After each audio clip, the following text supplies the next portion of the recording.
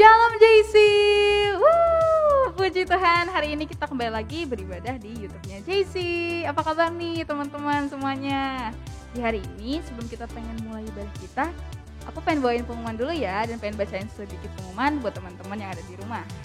Pengumuman yang pertama, buat kalian yang baru aja beli jemaat di JC Depok, jangan lupa isi link yang ada di bio-nya JC Depok ya. Sama juga halnya buat teman-teman yang pengen minta nilai agama di JC Depok. Persyaratannya juga lengkap ada di Instagramnya JC Depok. Tapi buat teman-teman yang udah punya akun JIP, boleh langsung aja isi biodata kalian, teman-teman yang baru join di JC Depok di aplikasi tersebut. Dan juga buat teman-teman nih yang pengen ngumpulin persembahan, boleh banget langsung scan QR code yang ada di sini dan langsung aja kirim persembahan kalian kalau udah scan QR code-nya ya. Dan juga di minggu depan kita pastinya akan tetap ada ibadah lagi nih teman-teman. Cuma bedanya ibadah kita akan diadakan di Zoom seperti biasa jam 12 siang dengan tema yang sangat unik, sangat seru, dan pastinya bakal seru banget deh pembahasan kita di minggu depan. Jadi jangan lupa datang dan jangan lupa join ya. Linknya pasti akan di-share di Instagramnya JC Depok maupun di grup lain JC Warrior. Makanya jangan lupa join ya. Dan juga buat tahu lebih lagi info tentang JC Depok seperti yang udah aku singgung sebelumnya, jangan lupa follow sosmed kita. Yang pertama ada Instagram di @jcdepok. Yang kedua, jangan lupa masuk nih ke grup lain kita biar tahu semua informasi terbaru tentang JC Depok di grup lain JC Warrior, dan bisa langsung minta aja buat dimasukin ke grup lain kita dengan cara nge-DM IG JC Depok. Dan juga yang terakhir nih, yang paling penting, jangan lupa subscribe channel YouTube kita biar kalian selalu tahu dan selalu dapat notif tentang ibadah kita tiap minggunya. Oke, mungkin sekian itu aja yang bisa aku bacain pengumuman buat teman-teman di rumah. Selamat beribadah teman-teman.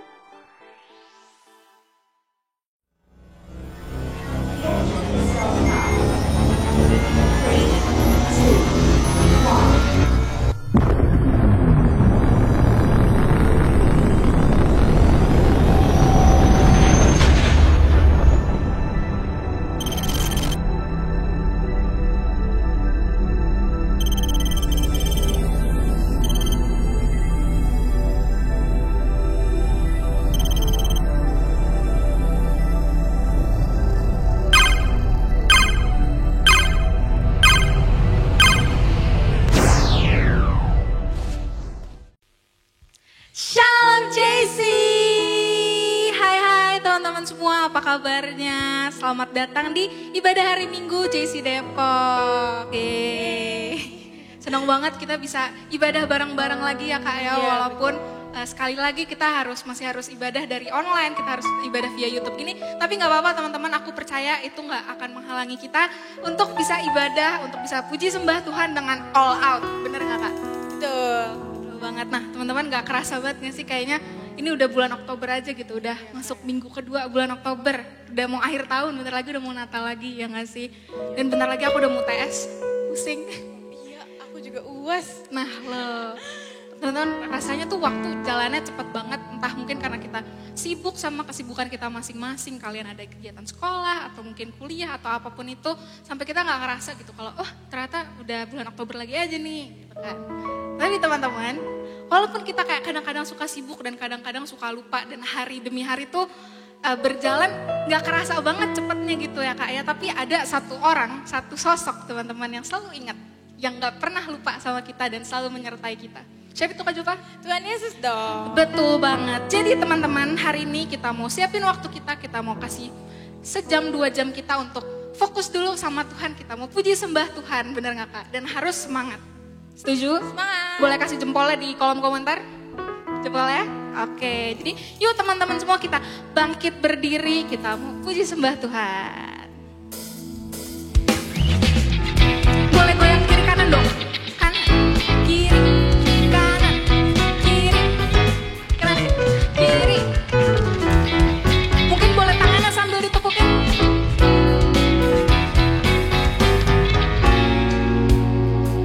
Sama-sama kita katakan, haleluya, ku memuji-Mu Tuhan, karena kasih-Mu tak berkesudahan.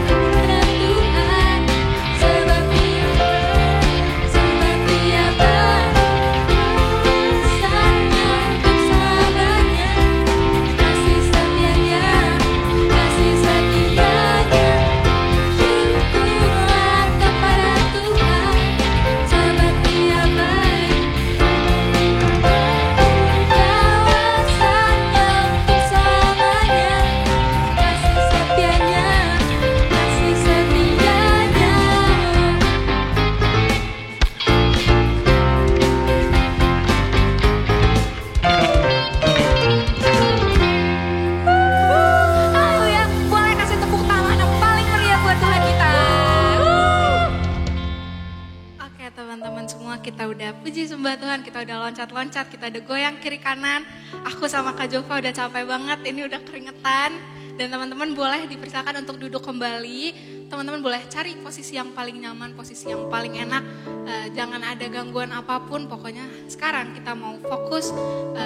Gak ada apapun yang menghalangi kita dan kita cuma mau fokusin hati kita bertuju ke Tuhan teman-teman. Karena kita mau cari Dia, kita mau ketemu sama Dia teman-teman, kita mau bilang terima kasih buat penyertaannya selama seminggu kemarin teman-teman. Kita mau bilang terima kasih buat berkatnya yang gak pernah berhenti-berhentinya teman-teman, gak henti-hentinya berada di hidup kita teman-teman. Walaupun kadang-kadang kita masih suka lupa, kadang-kadang kita lupa ketemu sama Tuhan, kadang-kadang kita lupa buat ngomong sama Tuhan di pagi hari, kadang-kadang kita lupa saat teduh, tapi Tuhan gak pernah lupa sama kita teman-teman. Jadi hari ini aku mau pastiin pokoknya kita semua harus ketemu sama Tuhan, kita harus say thank you sama Dia teman-teman. Kita mau bilang Tuhan Engkau baik banget, terima kasih buat penyertaan. Sebelum itu yuk teman-teman, aku mau ajak kita untuk bersatu dalam doa. Ya Tuhan, terima kasih Tuhan atas kesempatan pada hari ini Tuhan, kami bisa berkumpul Tuhan, kami bisa beribadah di hari ini Tuhan Yesus. Walaupun kami harus beribadah dari rumah masing-masing Tuhan, tapi kami percaya Tuhan hadirat-Mu tetap akan hadir di setiap hati kami masing-masing Tuhan. Engkau hadir menyertai setiap kami Tuhan Yesus, Engkau melawat kami, dan kami percaya Tuhan Yesus kasih-Mu gak akan pergi dari kami Tuhan. Hadir di setiap kami Tuhan, hadirlah di hati kami Tuhan Yesus, jamah setiap kami. Kami cuma mau sama Engkau aja Tuhan Yesus, kami gak mau diganggu dengan apapun itu, kami mau cari Engkau Tuhan Yesus, maka dari itu hadir Tuhan.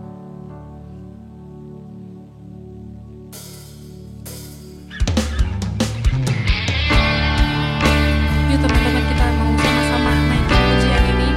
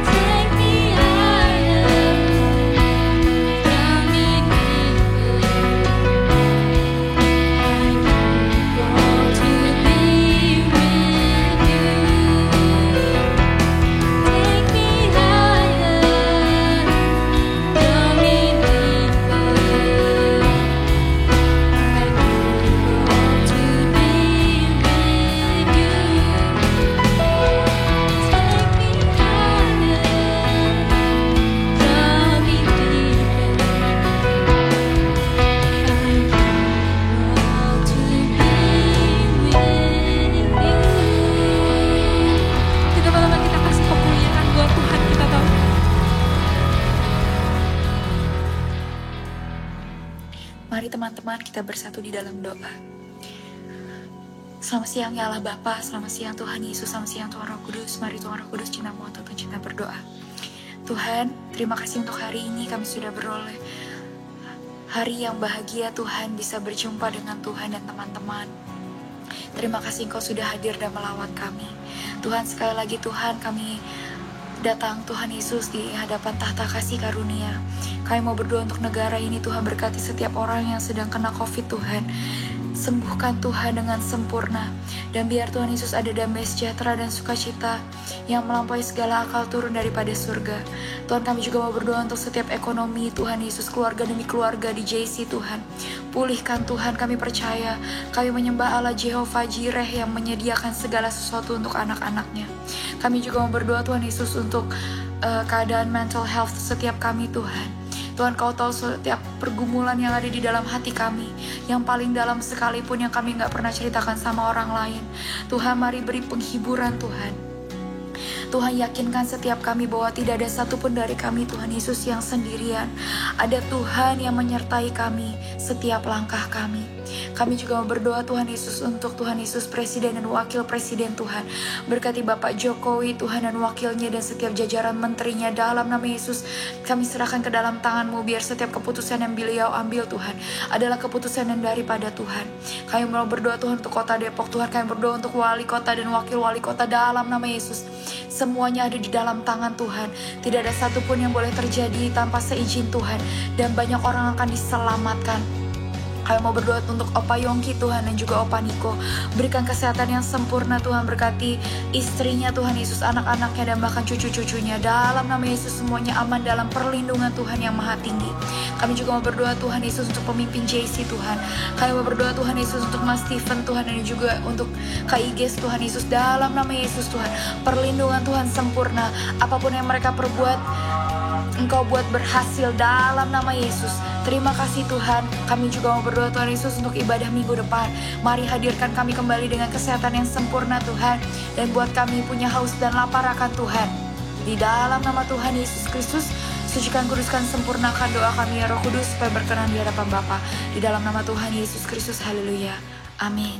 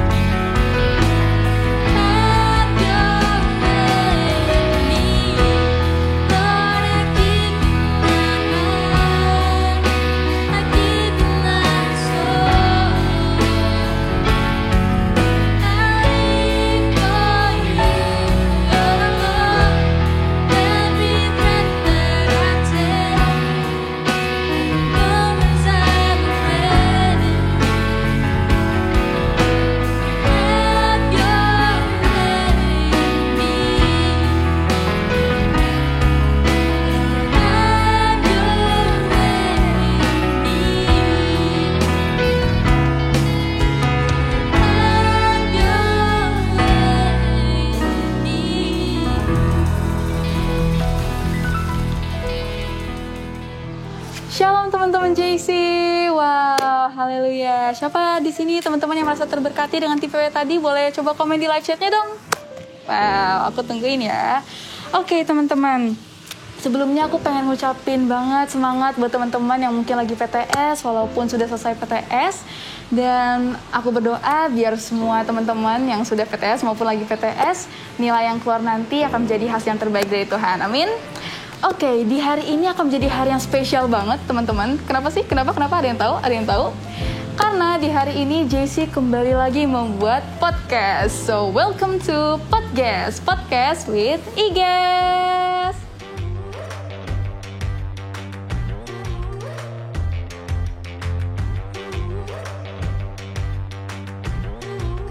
Artlist.io.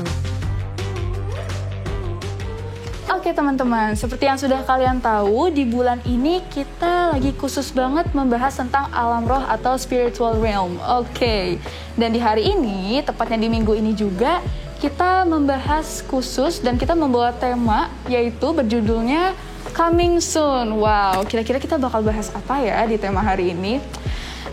Teman-teman ada yang penasaran gak sih sebenarnya kedatangan Tuhan yang kedua kalinya itu apa?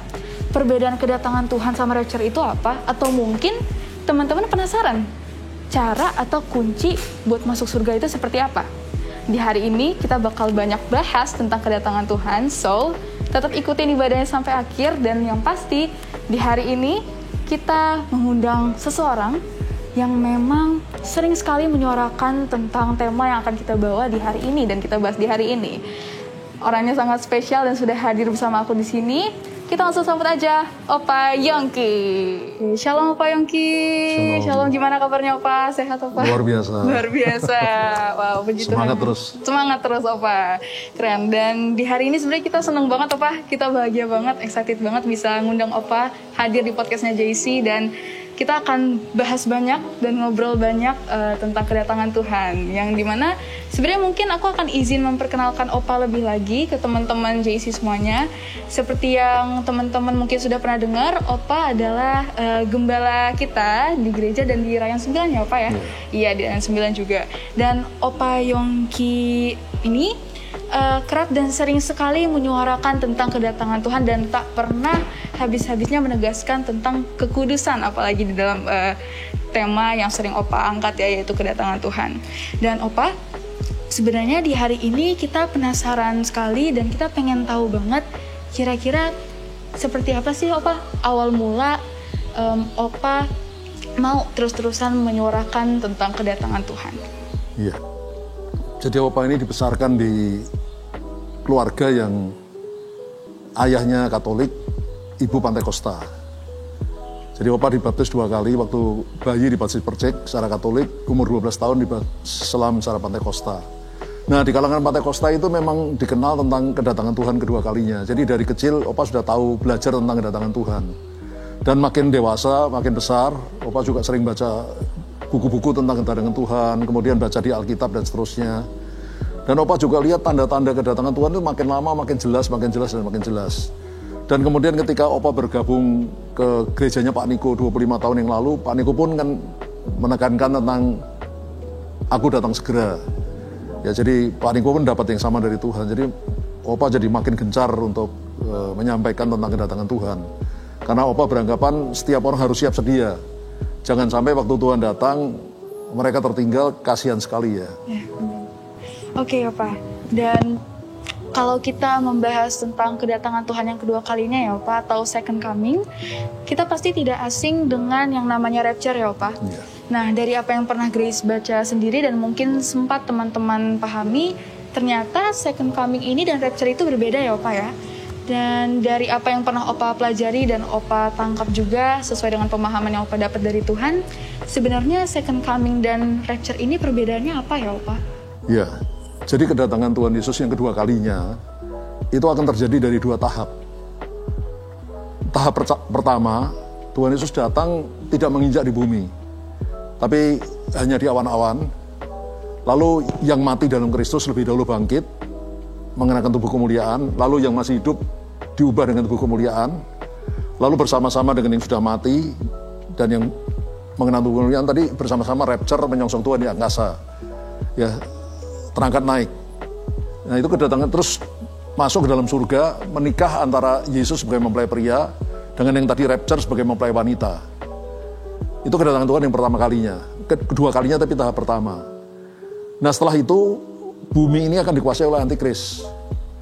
Ada yang mengatakan 3,5 tahun, ada yang mengatakan 7 tahun.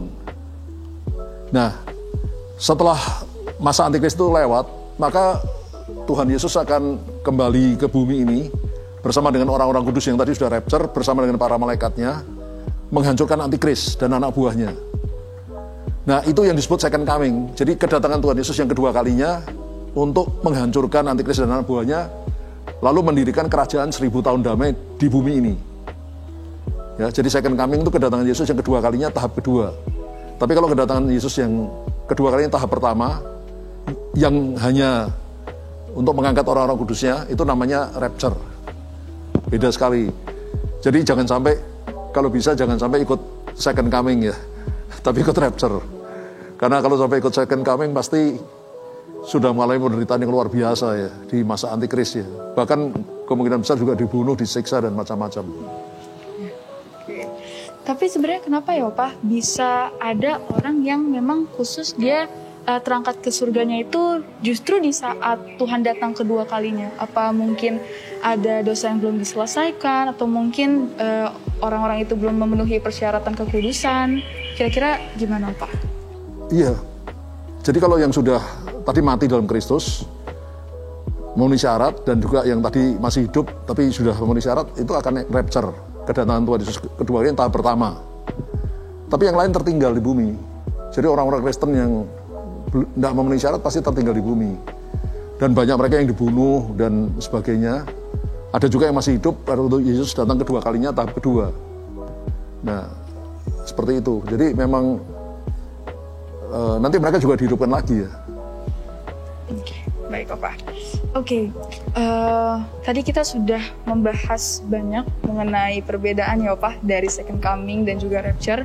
Nah, dari teman-teman sendiri banyak nih teman-teman, anak-anak dan cucu-cucu Opa mungkin ya juga yang penasaran sebenarnya tanda-tanda kedatangan Tuhan yang seperti apa sih Opa yang memang harus kita perhatikan dan memang kita harus benar-benar was-was dan melihat banget nih dengan tanda-tanda Tuhan yang ini. Kira-kira apa ya Opa dari apa yang udah Opa pelajari? Iya, jadi tanda-tanda kedatangan Tuhan Yesus yang kedua kalinya itu yang banyak terdapat di Injil Matius pasal 24.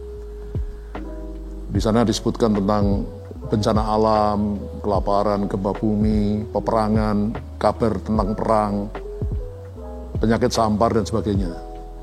Nah, itu semua sudah terjadi, ya. Tapi belum mencapai puncaknya.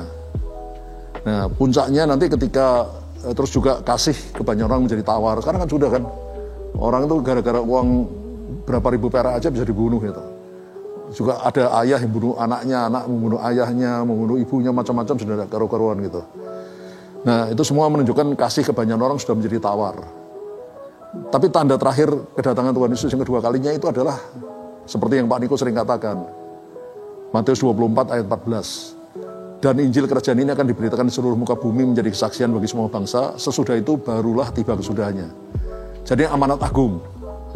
Ketika amanat agung itu sudah orang di dunia ini sudah mendengar berita Injil, maka Tuhan akan datang. Bukan menjadi Kristen ya, jangan salah.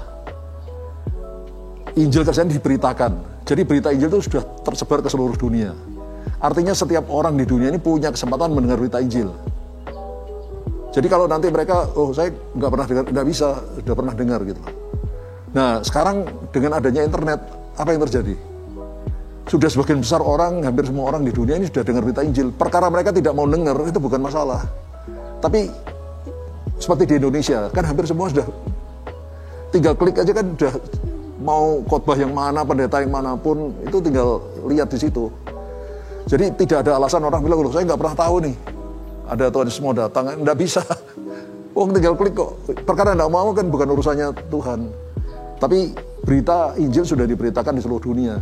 Makanya saya sangat yakin tidak lama lagi Tuhan datang. Karena dengan adanya internet dan dengan adanya wabah ini, pandemi kan, Injil makin diberitakan kan. Dulu pendeta-pendeta yang tidak pernah khotbah di YouTube, tidak pernah khotbah di IG segala macam, sekarang udah khotbah semua. Jadi sekarang tidak ada alasan ya orang tidak dengar berita Injil. Pokoknya asal ada internet masuk bisa buka ini sudah pasti bisa dengar. Perkara tidak mau dengar bukan urusan Tuhan. Tapi yang Tuhan bilang semua sudah punya kesempatan dengar berita Injil. Karena itu saya yakin nggak terlalu lama lagi ya. Karena tanda terakhir itu sudah sedang digenapi sekarang ya. Opat sempat singgung sedikit mengenai kasih yang semakin tawar dan juga orang-orang yang mulai tidak mau mendengar akan firman Tuhan. Tapi Opa mungkin beberapa dari orang-orang atau teman-teman kami masih ingin sekali masuk surga, masih ingin sekali keangkat sama Tuhan, tapi sudah mulai mengalami tanda itu dalam diri mereka. Kira-kira apa yang harus dicegah dan gimana caranya untuk kita tidak sampai terjadi seperti itu? Baik, yang nomor satu, kalau mau masuk surga, pastikan sudah terima Yesus sebagai Tuhan Juru Selamat di dalam hati, di dalam hidup. Jadi tidak cukup menjadi orang Kristen. Jadi Grace orang Kristen karena orang tuanya Kristen itu nggak ada artinya apa-apa. Masalahnya sudah terima Yesus belum dalam hatinya, dalam hidupnya. Itu yang paling penting. Ya, Yesus berkata, akulah jalan dan kebenaran dan hidup. Tidak seorang pun sampai kepada Bapa, ke surga kecuali melalui aku. Jadi kalau tidak terima Yesus, no way. Nah, setelah terima Yesus, seperti khotbah saya minggu lalu, itu kan kita ini masih banyak tabiat daging di dalam diri kita. Macam-macam, kalau Opa dulu kesombongan, mungkin yang lain iri hati, ya mungkin suka gosip, ya suka benci orang, lain-lain itu. Ada yang suka menendam, gitu. Apa enggak mau mengampuni, ya itu tabiat-tabiat daging dalam diri kita itu harus disingkirkan. Nah, disingkirkan tuh cara-caranya satu-satunya itu harus melalui saat teduh. Memang harus konsisten ya, enggak bisa itu. Nah, sediakan waktu setiap hari untuk menyendiri dengan Tuhan. Kalau baru mulai 15 menit dulu lah.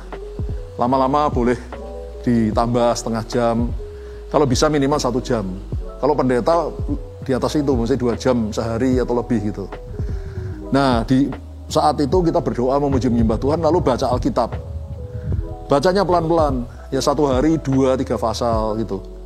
Direnungkan. Kalau yang terkena di hati diberi stabilobos, diberi tanda.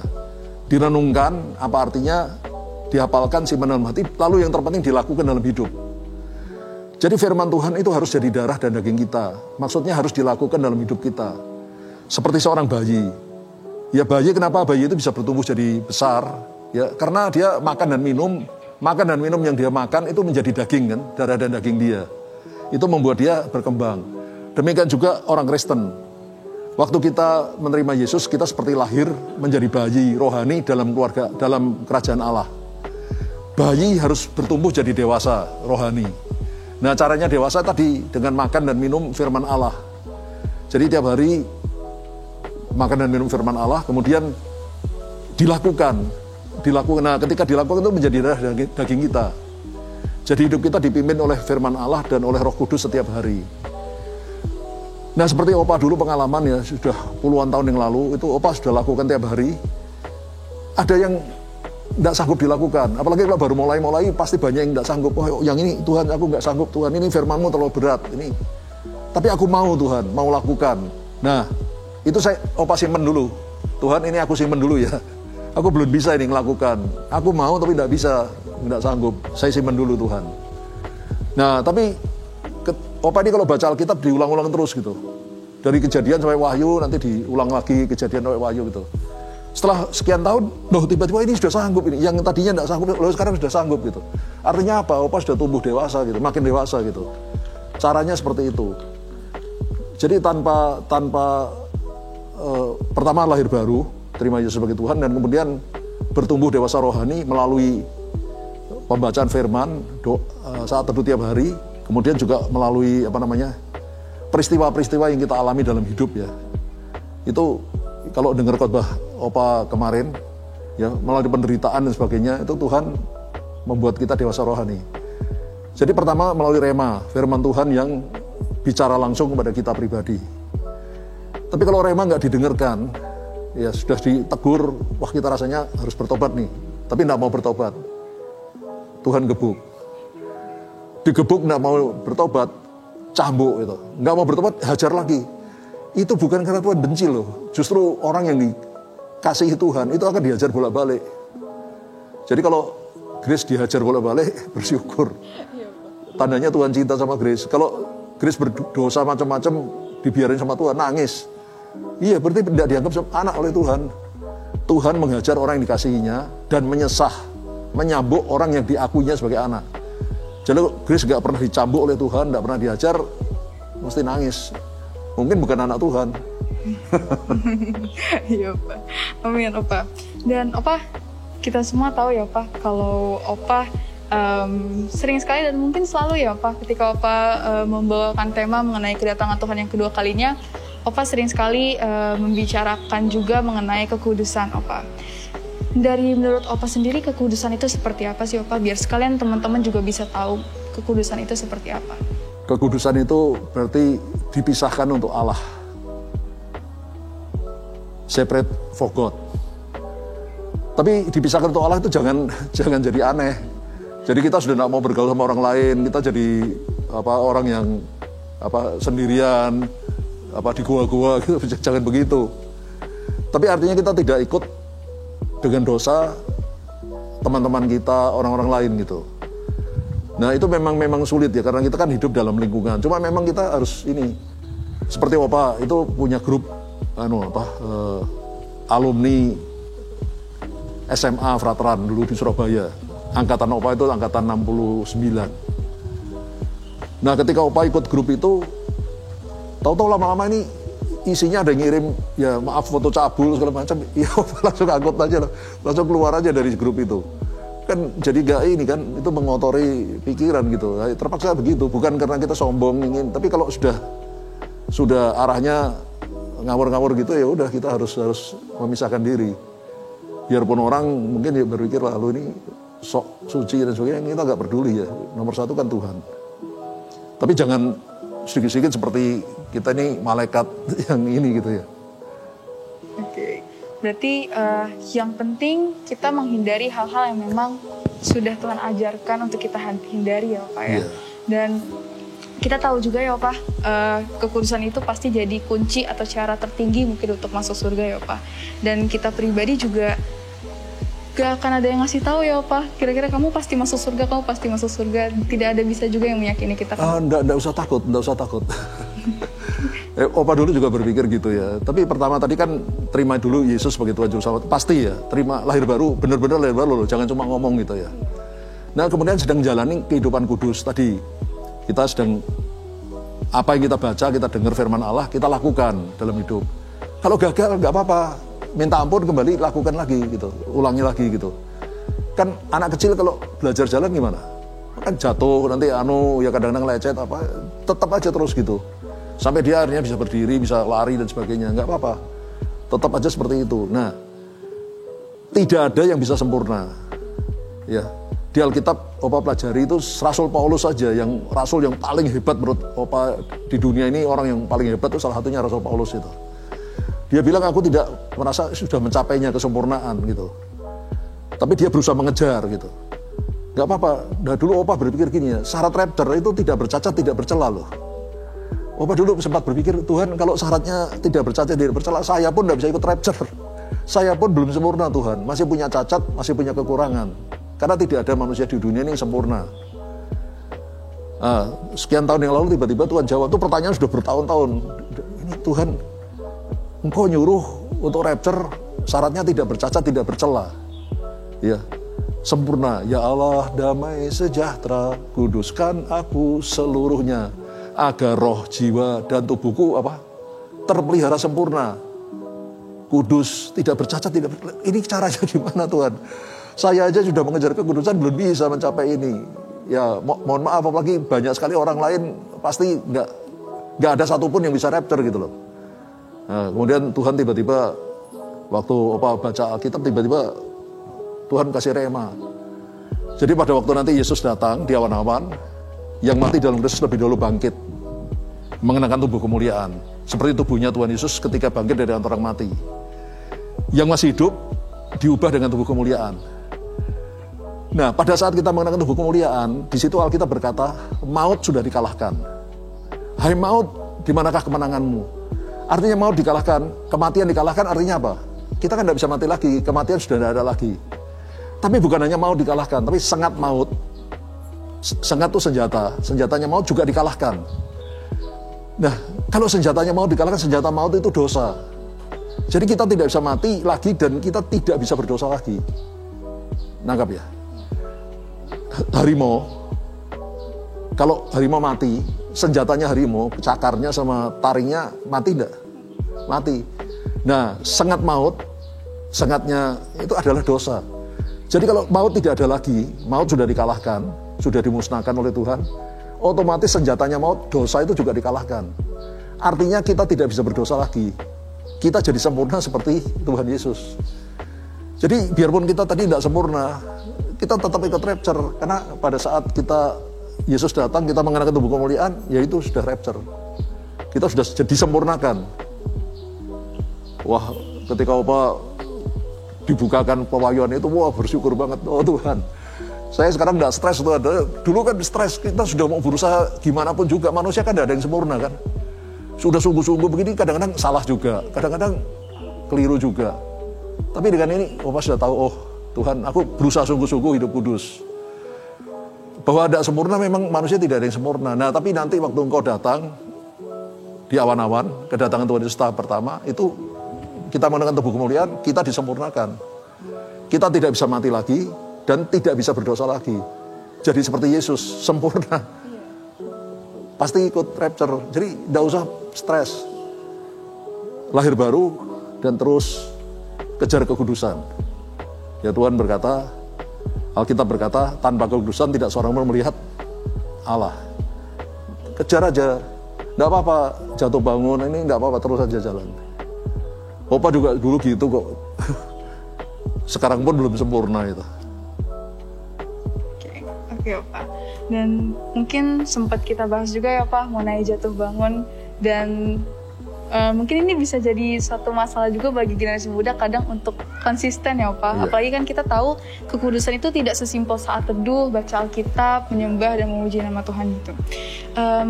Kira-kira apa sih Pak yang bisa melatih kita untuk tetap konsisten untuk saat teduh, bahkan hingga kita bisa mengalami perjumpaan dengan Tuhan? Itu tadi, ketika kita tadi ya, saat teduh itu kan doa, puji menyembah Tuhan, baca firman Tuhan. Yang persoalannya itu banyak sekali orang Kristen, apa yang mereka baca, apa firman Tuhan yang mereka dengar, itu tidak dilakukan. Cuma berhenti sampai di otak. Masuk ke iya, ataupun masuk di otak lah. Tetap tinggal, tapi cuma di otak. Tidak dilakukan, itu tidak ada gunanya. Nanti di neraka banyak ahli-ahli teologi itu. Wah, kalau ditanya 10 perintah Allah, ditanya ini tahu semua dia. Tapi orangnya di neraka karena mereka nggak pernah melakukan firman Tuhan, hanya ngerti firman Tuhan, mendengar firman Tuhan, jago firman Tuhan, tapi nggak pernah dilakukan. Itu nol besar. Lebih baik Chris tahu sedikit firman Tuhan tapi dilakukan daripada tahu banyak firman Tuhan tidak dilakukan, tidak ada gunanya. Jadi firman Tuhan hanya sebatas ilmu ya Pak ya? Iya, ilmu. Itu jangan, tidak ada gunanya. Di sekolah Alkitab, maaf, saya pernah dengar di asrama sekolah Alkitab. Kalau jam makan, itu kan orang doa itu. Begitu amin, ikan yang di depan kita sudah hilang, ada yang nyikat gitu.